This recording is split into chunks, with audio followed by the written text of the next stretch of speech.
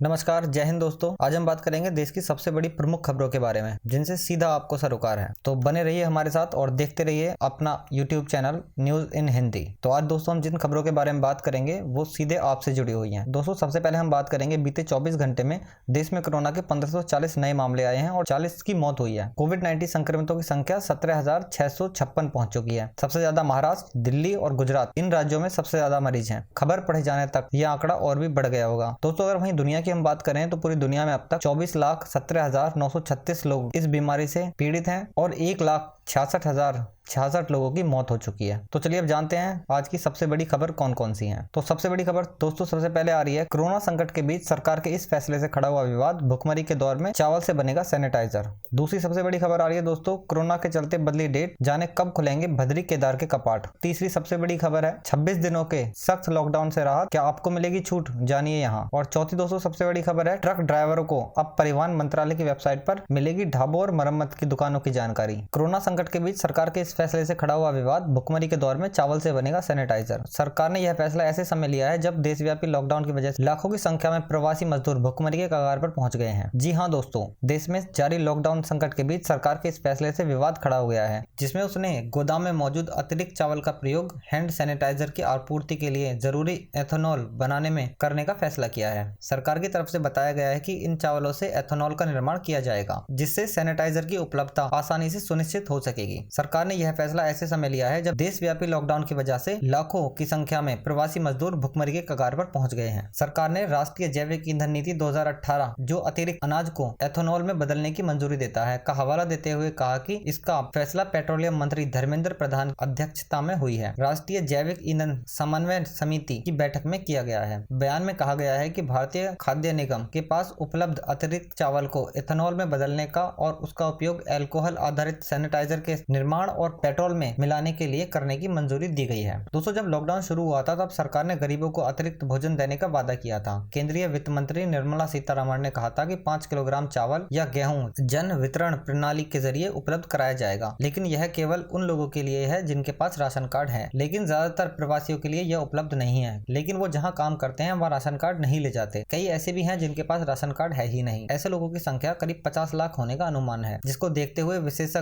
कहते हैं कि जन वितरण प्रणाली के जरिए सभी को भोजन दिया जाना चाहिए। चलिए दोस्तों चलते हैं दूसरी बड़ी खबर की तरफ। कोरोना के चलते बदली डेट, जाने कब खुलेंगे केदारनाथ के कपाट। श्री बद्रीनाथ धाम एवं श्री केदारनाथ मंदिर के कपाट खुलने की तिथियों में कोरोना महामारी को देखते हुए परिवर्तन किया गया है। अब श्री बद्रीनाथ के कपाट शुक्रवार 15 मई को शाम 4:30 पर खुलेंगे, जबकि श्री केदारनाथ धाम के कपाट 14 मई को प्रातः 6:10 पर खुलेंगे। इस संबंध में केदार धाम ने रावल मंगलवार को ओमीमठ से औपचारिक घोषणा करेंगे। पहले भी बद्रीनाथ धाम के कपाट खुलने की तिथि 30 अप्रैल एवं श्री केदारनाथ मंदिर के कपाट खुलने की तिथि 29 अप्रैल निश्चित की थी। इसी तिथि के मद्देनजर उत्तराखंड 4 धाम देवस्थानम बोर्ड के द्वारा धामों के कपाट खुलने की संभावना मद्देनजर टीम भेजी थी तथा जिला प्रशासन भी सक्रिय हुआ था। दोस्तों प्राप्त जानकारी के अनुसार फिलहाल बद्रीनाथ के कपाट खुलने की तिथि बदली गई है। 2 धाम गंगोत्री और यमुनोत्री के कपाट खुलने की तिथि में कोई बदलाव नहीं किया गया है। श्री गंगोत्री धाम के कपाट दिन में 12:35 पर, यमुनोत्री धाम के कपाट दिन में 12:41 पर अपनी निश्चित तिथि अक्षय तृतीया 26 अप्रैल को खोले जाएंगे। महाराज टीडी मनोजेंद्र शाह द्वारा मुख्यमंत्री त्रिवेंद्र सिंह रावत एवं पर्यटन मंत्री धर्मेंद्र सतपाल महाराज से भेंट वार्ता के बाद बद्रीनाथ धाम कपाट खुलने की तिथि में परिवर्तन करने की घोषणा की गई है। 26 दिन के बाद सख्त लॉकडाउन से राहत, क्या आपको मिलेगी छूट। कोरोना वायरस ने ऐसा तांडव किया है कि हर तरफ हर कोई मजबूर है और बेबस हो गया है। बीते 26 दिन से सख्त लॉकडाउन के बाद देश में आज से अलग अलग छूट दी जाएगी। कोरोना की वजह से लगातार दिक्कतों को झेल रहे इकोनॉमी को पटरी पर लाने के लिए सरकार ने खेती किसानी से लेकर उद्योगों में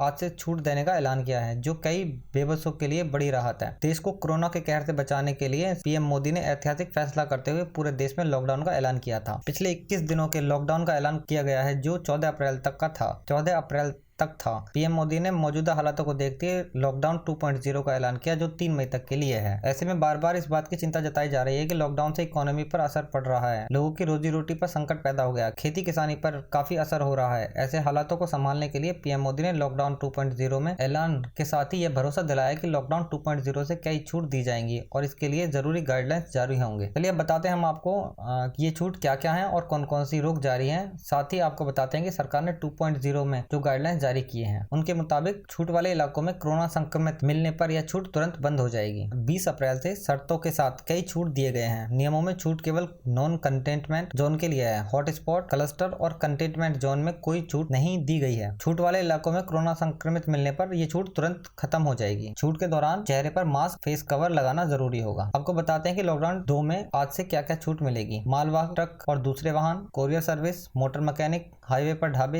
इलेक्ट्रिशियन, प्लम्बर, कारपेंटर, मछली पालन, मछली तथा मछली उत्पादन की आवाजाही, चाय, कॉफी, रबड़ के बागान, पशुपालन और पोल्ट्री फार्म, पशु चारा, पशु चारे का उत्पादन, मनरेगा मजदूर, कार्गो सेवा, मीट और मछली की दुकानें, कंस्ट्रक्शन, ईंट भट्टे, रिफाइनरी, दवा उद्योग और पैकेजिंग उद्योग। हालांकि सरकार ने साफ कर दिया है कि छूट के दौरान अगर एक भी मामला कोरोना का आता है तो सारी छूट वापस ले ली जाएगी। इसके अलावा अगर कोई लॉकडाउन तोड़ने की कोशिश करेगा तो उसके खिलाफ जुर्माना और जेल जाने का प्रावधान है। चलिए दोस्तों, चलते हैं अगली बड़ी खबर की तरफ। ट्रक ड्राइवरों को अब परिवहन मंत्रालय की वेबसाइट पर मिलेगी ढाबों और मरम्मत दुकानों की जानकारी। देश में कोरोना वायरस के प्रसार को रोकने के लिए 3 मई तक लॉकडाउन को बढ़ा दिया गया है। इस कारण ढुलाई का काम करने वाले ट्रक ड्राइवरों को ट्रकों की मरम्मत के लिए दुकानों और खाने के लिए ढाबों के नहीं खुलने से परेशानी का सामना करना पड़ रहा है। वहीं परिवहन मंत्रालय ने इसका समाधान करने के लिए डैशबोर्ड लिंक की शुरुआत की है। सड़क परिवहन एवं राजमार्ग मंत्रालय ने अपनी वेबसाइट पर NHAI राज्यों, तेल की बिक्री करने वाली कंपनियों जैसे संगठन द्वारा देश भर में उपलब्ध ढाबों पर ट्रक की मरम्मत से संबंधित दुकानों की सूचना और वितरण प्रणाली प्रदान करने वाला डैशबोर्ड। मंत्रालय ने बताया कि इसका उद्देश्य कोविड-19 महामारी पर काबू पाने के लिए घोषित लॉकडाउन के दौरान मौजूदा चुनौतीपूर्ण समय में आवश्यक वस्तुओं की आपूर्ति के लिए ट्रक ड्राइवर कर सकते हैं।